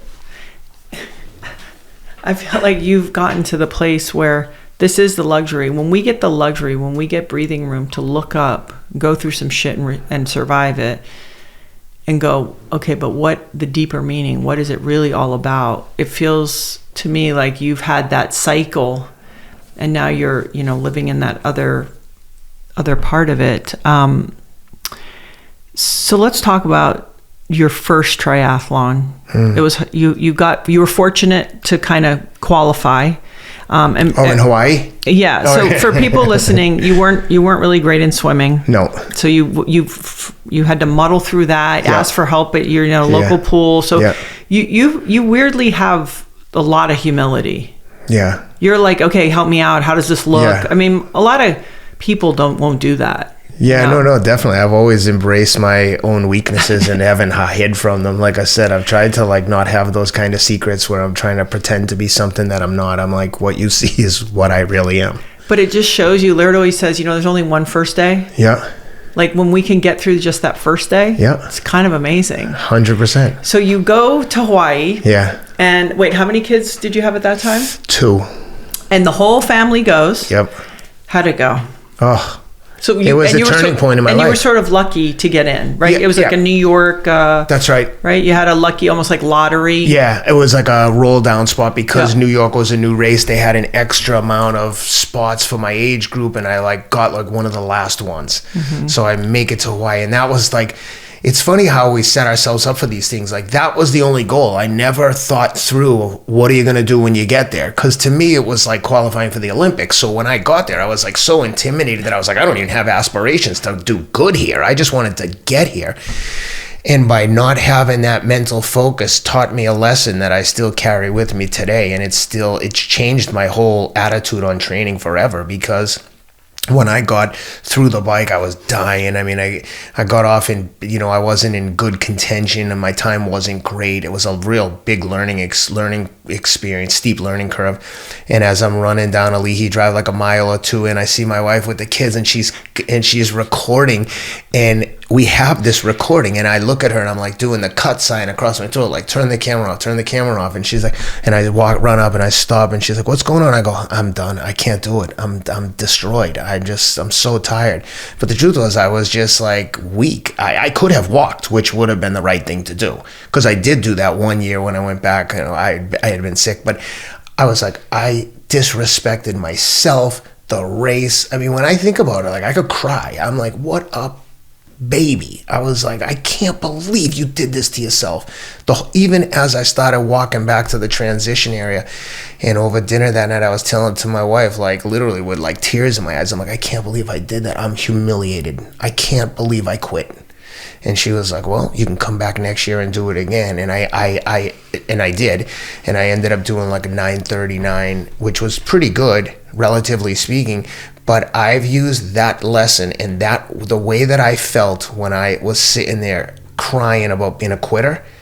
I was like, I'll never quit again. I'll die first. I don't want to feel like this again. I don't like the way it makes me feel right now. Mm-hmm. And it sounds maybe corny to people, but I'm like, no, you'll never see me give up again. Never. Because I know that pain pales in, that the pain I'm feeling physically pales in comparison to that feeling that I can't control. I can control my physical suffering, and I can control how much effort I put into this. Look, there's some days you're just not gonna finish, and but I couldn't have done anything else. I literally was had an injury. I was gonna drop dead. My bike crashed. Something legitimate happened, but if it's real and if it's not. Right. It's a very different thing. Yes. So what year was that? 2012. How old were you? 41. Are your runs comparable or faster now to from them? that point in 2012 to 16, I was still doing triathlons, and then in 16 I started just running, and from 16 to 2022 I ran faster every single year till I was 49, and then last year 23, I think, was the first year I didn't run a faster time. I ran a 2:28 marathon in my 50s, and I ran a 1:10 half marathon, 13 miles, like 5:22 per mile. That was my proudest race ever. I was like, while it was happening, I was like, holy shit, I'm running fast. This feels good. Is it like you wake up and all the stars line up and you're rested and it's just the rhythm of life? I wish I knew what I did or how to bottle that feeling or how to like recreate that feeling. There's an element of, well, first it's cold. Like you're always going to run faster when it's, I mean, cold, sure. Real cold. Yeah.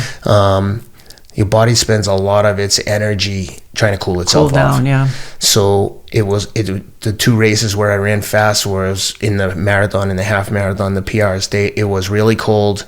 There was very little wind. There was good competition. So there were people to like work with.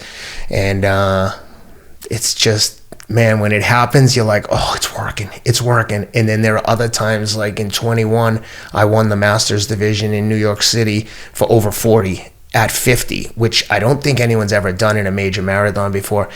And every single step, I was like dragging a piano. I was like, I'm gonna die. Please, God, why is this not working? And I just suffered through. I ran 2:33, which was still decent. I mean, I had run 2:28, 2:29. So to run 2:33, I was like, the time isn't great. But when I looked at the results, I was like, oh my God, I won my age group, but I think I won the 40 plus too. And I think I won like $5,000. It was a big deal. The previous winners were like Meb Keflezighi and my friends Abdi Rahman, 5-time US Olympic runner. I was like, so now whenever I see them, I'm like, hey, what's up, fellow marathon champions? But that was, as I was finishing that New York City race, you know, there's different areas. So you don't really know. Someone might be 10 seconds ahead of you, but they may have started in a wave behind you and vice versa. You don't know where these people are in their time. So as I'm coming up the finish line in New York City, Shalane Flanagan, who won New York, is running behind me, chasing me. She had run all the majors, so she was trying to do something different. This was a slow time for her, but she's closing on me, and the crowd's going crazy. So I'm like, I know they're not cheering for me. It's like this random guy, and I look back and I see her, and I'm like, oh, hell no. I go into a mad sprint. I must have looked like a spaz, and I won that Masters division by 3 seconds. So Shalane was your hero? Then I get on the flight. I was going to Seattle to Portland, Oregon for something, and she was sitting on in the seat right behind me in first class on a Delta flight the next day. And I was like, yo, I got an awesome trophy and everything because of you. What do you do right after when you're finished? What do you do? Are you drinking something? Like, how do you start the recovery process? I stagger back to the hotel, order up some Cokes and pizza. You fold your burgers. pizza in half? How do you eat your pizza? No, usually I try to take my time and savor every bite. But you don't have like, okay, I'm going to start hydrating or get somebody to work on my muscles? After the marathon, no. And I never get massaged. Never? No, never. I would love to. If someone wanted to come to my house and massage me, I'd love to do it. It's just, by the time I run, deal with the kids, do my second workout, I'm just like, how am I going to fit this in? Ken. If I said to you, maybe you'd be a little faster if you got massaged once every 2 weeks. Find an hour. I mean, because I would love to. I mean, if you're racing, because let's talk about the Gobi. Yeah. First of all, explain to people what the Gobi is and where did you get the idea and why did you do this? Yeah, this is a crazy story. I was talking to a friend called Scott Theroux, who happened to be the president at Equinox at the time. He's since left, and now he's the CEO at Ironman. And I was talking to him. He was a friend named Gary Brown had connected me with Scott. Scott wanted to talk to me something about running. We had mutual friends, and he was like, I got some questions. I'm doing this race. And he started describing the race. And I said, when's the race? And I had just run Tokyo in March, and this is in like April, May. And he's like, it's in the beginning of June. I think it was the beginning of June. And I don't know what even made me say it. I go, dude, let me look at that thing. I go, dude, I bet I can win this. And he's like, have you ever done an ultra marathon? I'm like, no. Have you ever run with a backpack? No. Self-supported, so you had to carry all your own food for 6 days. Mm-hmm. Sleeping bag. Like, I'm a baby. I don't sleep in sleeping bags. I don't like rough it. I want to stay at the Four Seasons. I'm like, I'm a baby. Mm-hmm. And this was all of those things. And he was like, you should try to get into it, see if you can get in. And I said, what would it take to get in? Well, it was sold out, so I had to email the race director, and I sent her an email with like some of my results and some articles. Like they had just written an article in Wall Street Journal and New York Times, and I sent her the articles, and I'm like, hey, I know it's sold out, but any chance that I can get into this? And she was like, yeah, you're in. And all of a sudden I was like, oh my God. And then I said to my wife, I'm like, yo, am I crazy to think about doing this race in Mongolia? And she said, do you want to? I'm like, not really. I'm like, it seems really intimidating, and I'm actually nervous. And she's like, well, you're the one who's always preaching online about like doing things outside of your comfort zone. And I was like, I'm doing it. As soon as she said that and challenged me, I was like, all right, I'm doing it. And then of course she's like, how much is it? And I told her like all the expenses. She's like, yeah, no, we'll take the kids to Hawaii. No thanks. So I reached out to some awesome brand partners that I've been working with, like Athletic Brewing and Equinox. And they were just unbelievably supportive. And the funny thing is, after the race, the Athletic Brewing guy was like, I can't believe you did it. And I was like, dude, are you trying to offend me? What do you mean you can't believe it? He's like, you know how many people tell us they're going to do things and never do it? Like, you're the first one who's actually said you were going to win something, and you did. Yeah. So we'll lay out what the race is like. So it's a 155-mile, 6-day self-supported stage race across the Gobi Desert in Mongolia. And again, I don't do trail races. I mean, when I lived in the Palisades, I'd run in these trails every day. Like, so I had some experience, but I had never camped. I don't know anything. I didn't know anything about the technical sleeping bags. Did you learn how to set up a tent or anything before you left? Oh my God, this is so funny. They were like, okay, you can sleep in the communal tent of like 4 to 6 people in a tent, or because of COVID the couple years before, they're like, we give you the option also of bringing your own one-man tent, and as long as you put your tent, and you can bring a supplemental sleeping bag, because we want the doors in the tents to be open for COVID, so the air. So we're going to let you bring an extra sleeping bag, but we'll transport the sleeping bag and the tent in a dry bag from camp to camp. So I was like, yeah, I'm definitely sleeping in my own tent. And my wife's like, dude, we don't even have a tent. I'm like, I'm just going to buy one. So I bought a tent. Now again, so naive. I bought a tent unknowingly that you could take on a bike trip, that you could literally attach to your handlebars. It was like a coffin. So the day before, I kept telling her, I'm going to set that up in the living room and sleep in it one night just to get a feel for what I'm getting into.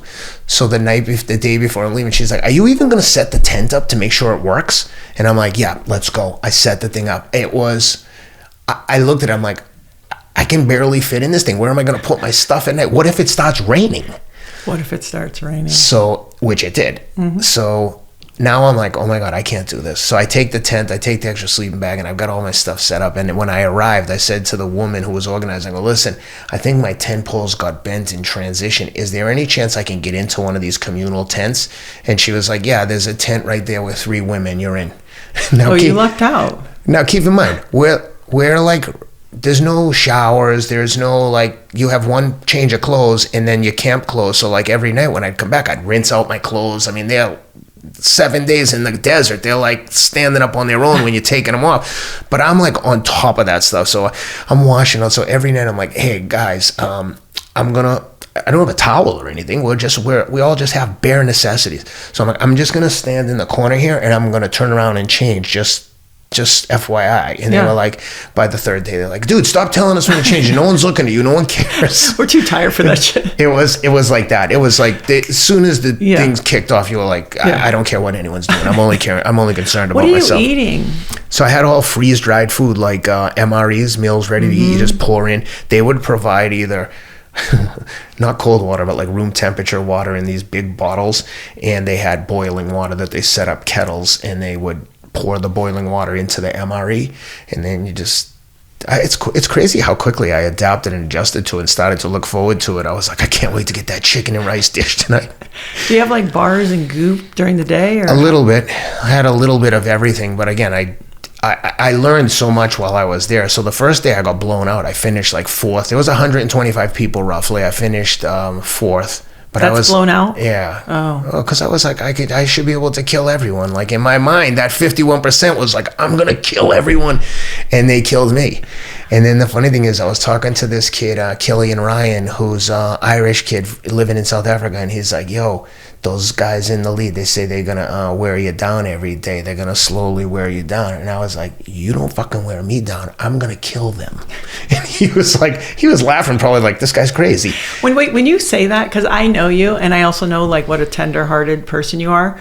When you say that in that moment, do you think they believe you? Like, yes. Do you think they go, this guy's serious? Yes, because there is a part of me that does believe it. When you say that, you're not like, ha, ha, ha. Like it's like you're really saying it. I say it with just enough of a ha, ha, ha that they're like, is he serious? And I kind of like the reaction. I kind of like seeing someone being like, oh, this guy's crazy. And then I can laugh about it afterwards, which we did.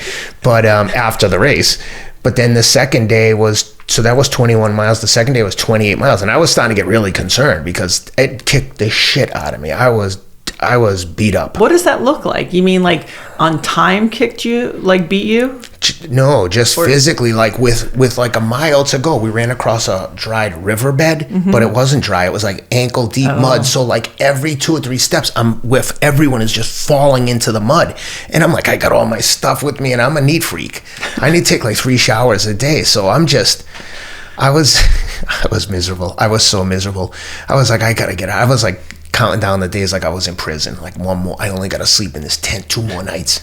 So then the second day was 28 miles and I was like, all right, I got to be more, because I took it out super fast on the first day. I just like took off running just to see what would happen. I just was like testing everyone. And the second day, there was a Swiss athlete and an Israeli guy, really nice guys, and they got off the front, but I had them in my sight and I just was pacing myself and just saying, I'm not going to have big efforts. I'm just going to stay steady.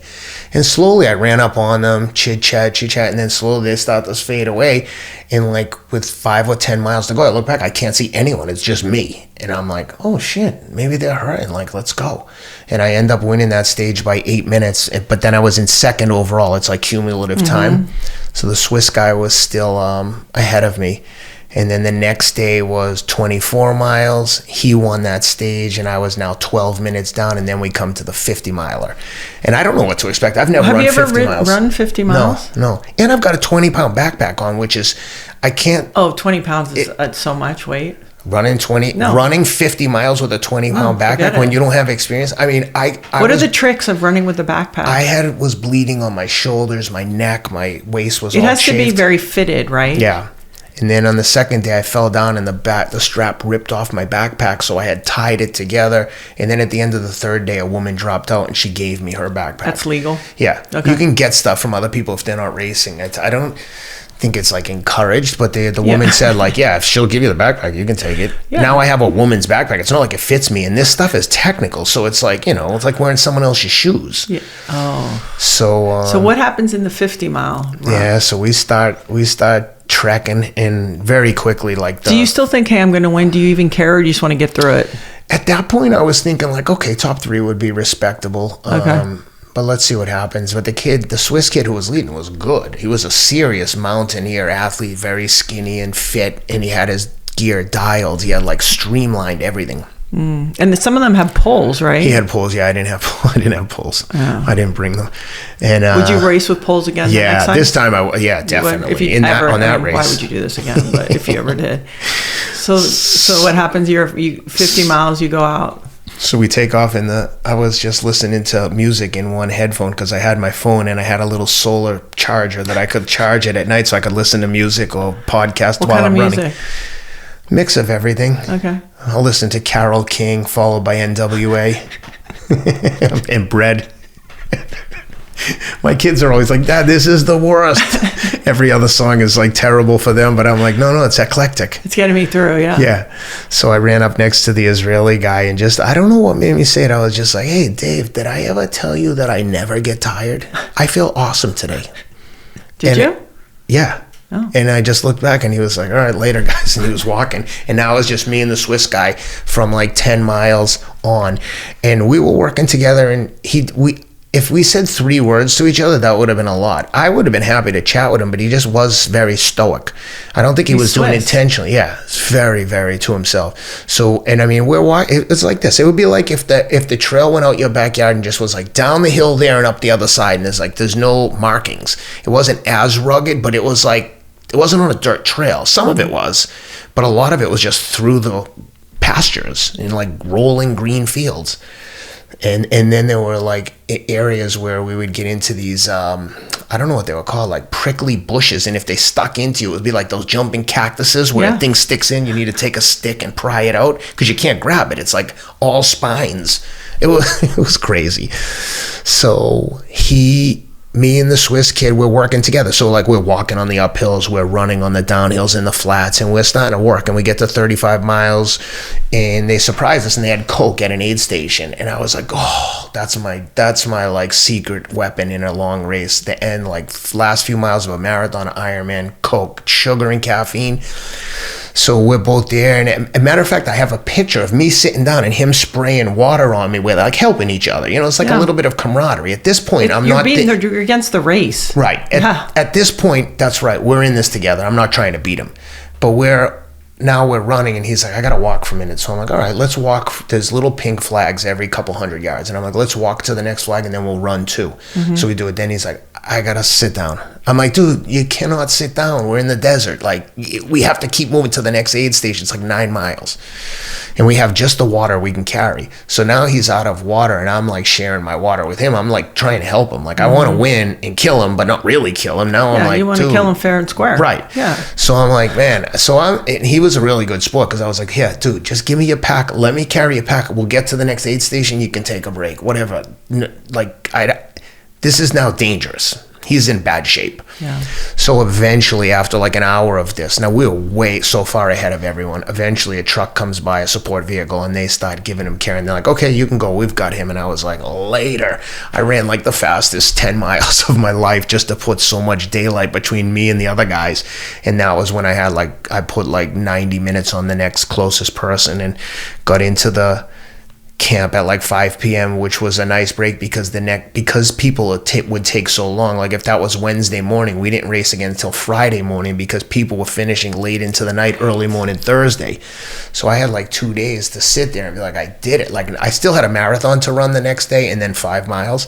And it was just, man, I was so relieved. But I had taken so many caffeinated hydration tablets. Mm-hmm. I slept 2 hours that night on my like Whoop recovery score. I had like a 2%. Yeah. And then the next day, same thing. I slept like 3 hours. And I'm like, why can I not go to sleep? So then we had a marathon. Me and the Swiss guy basically ran together.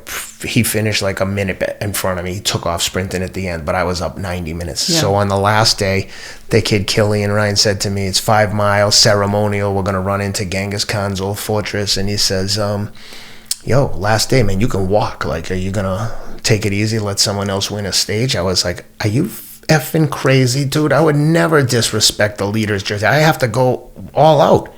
This is a race to the death. And that's what it was. Me and the Swiss guy got in a full sprint and I beat him. And I was like, I'm not gonna let anyone have an easy win. I'll never forget there was a stage of the tour when Lance had the yellow jersey, mm-hmm. and a guy beat him just at the top of a long climb. And Lance said, yeah, I let him take that stage victory. And the beating that he took from that other guy, from the coaches, everyone was like, you never do. That's all I could think was like, mm-hmm. No, I can't let someone win. If he beats me, cool, but I'm not letting him win. What did that race teach you that no other race has taught you? Or that maybe you learned about yourself? You don't know if you're too afraid to try. If you're afraid to fail, you don't get to have the prize. And maybe you win, maybe you don't. But if you don't, I guarantee you're going to learn a lot more failing than by sitting on the couch talking about coulda, shoulda, woulda. You're only getting one chance through this simulation of life. You might as well try everything. And that's, if I've done anything well in my life, it's like trying all these things. Like, who would think that they could go work on a trading desk with no experience? Fuck it, I don't care. What are they going to do? Throw me out? They did. And I came back. A guy with a green suit would think that. Growing up, you said you were in boxing. And I'm sure you probably played like baseball or some other sports. That's Football, right. Yep. You played in college. Is this the most that you've ever felt like an athlete in your life? 100%. 100. I tell my wife all the time, I'm like, I cannot believe that I'm recognized as the equivalent of a professional athlete. I can't believe it. When I was a kid, all I wanted to do was be a professional athlete. I would have done anything. Mm-hmm. And to think that I found this little niche in running, and that's not at all to compare myself to real professional runners, but this has become a bit of a career for me, and it's like helped my finance career immensely to have this kind of recognition. I think that when people see the kind of commitment and determination I've exhibited in this, it's people want to be, even for myself, I want to be around people like you that are like committed, that show up every day, that are like, they're not spectating. They're in the trenches doing it. I want to be the man in the arena, not the critic in the crowd. That's my worst fear. Yeah, nobody, those critics in the crowd. Okay, my last question, because I could ask so many. What shoes do you run in? Reebok. They're Really? coming back. Reebok's coming back to running in a big way. My friend Nick Woodhouse over at Authentic Brands Group, they bought Reebok from Adidas with Shaq. And I just gave a speech in Boston last Monday with Shaq. Me and Shaq were the two speakers. Doesn't even seem real for me to say that, but it did happen. And, That Shaq actually gave a whole speech, you mean? Oh, it was so good. It was so good. He's so funny. Charming and wonderful. He's so funny. You know, he's like telling the CEO, you better get this shit right. I've got too much invested in this. You know, there's like all these partners and stuff. He's just such a nice guy. And you can be nice when you're that big too. Yeah, he's so big. It's awesome. But yeah, Reebok is Reebok has some awesome shoes. The other thing that I just wanted to say is one of the nice things about coming through this addiction has been being able to help other people. I recently helped a undefeated fighter get sober, and they just randomly reached out to me. It didn't have like a previous relationship. It was like, hey, I'm going through this, and I told him what to do, and then I called his dad. And I'm like, what's your dad's number? He's like, what? I go, I want to talk to your dad. Yeah. And I told him, this is what you have to do to get to this point, to get to the Vivitrol. Make sure he does this. Yeah. And they did it. I was like, I was astounded.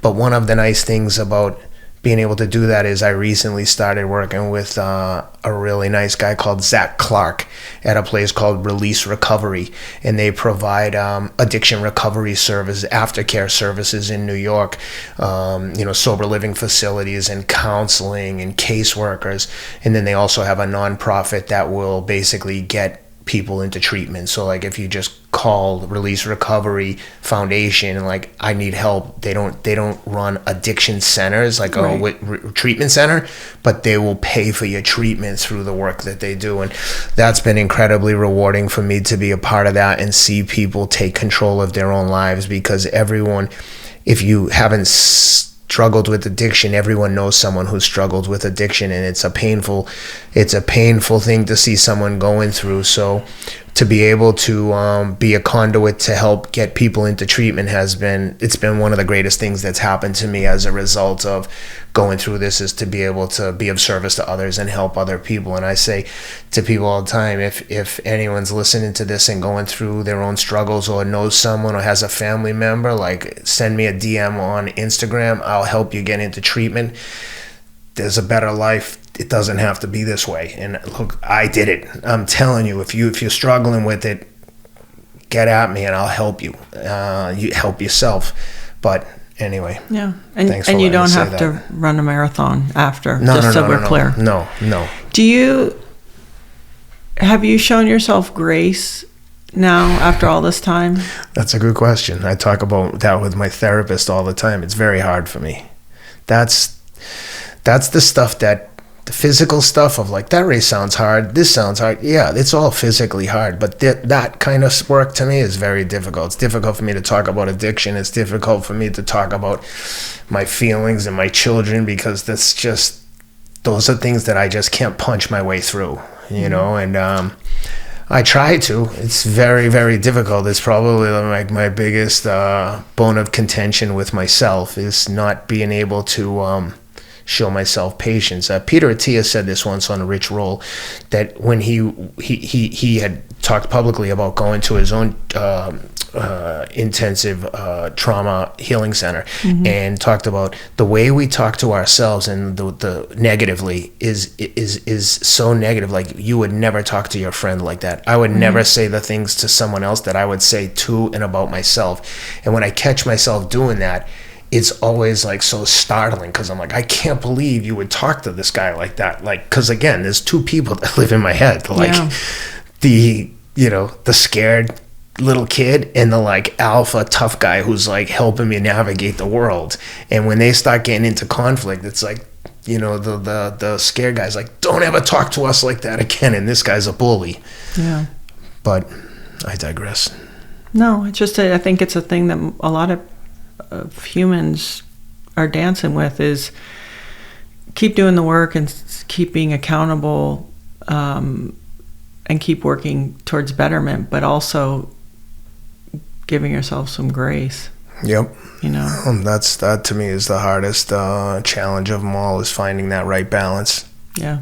I'm going to extend an invitation to you, which is, I think it'd be interesting, a lot of people, to start drilling down on your nutrition. Oh, I'd love to. I think it would be very interesting where maybe that would, and like a massage here and there. Well, one thing I would like to say about the diet is I recently started working with Inside Tracker, and I got all my blood work done. Yeah. And I had a panic attack. I had high ApoB, high LP little a, like all genetically high biomarkers for cholesterol and eventual heart disease. Well, that doesn't actually not always congruent. Perfect. You're in old messaging. I have convinced myself that I'm an anomaly and none of that matters to me, because I can't affect it. And they were like, the diet can only affect that minutely. It's not going to like transform your genetics. Yeah, but cholesterol has been a very interesting message. So we can talk about that after, but really talking about people who understand about particle count, particle size, in relationship to each other, LDL and HDL. You can't just look at your numbers. No, that's fair. I would say the one nice thing that I did realize in going through that whole process with Inside Tracker is that they actually don't just test the blood, but then they had someone walk through it with me, provide tons of resources. That was our friend John Bear.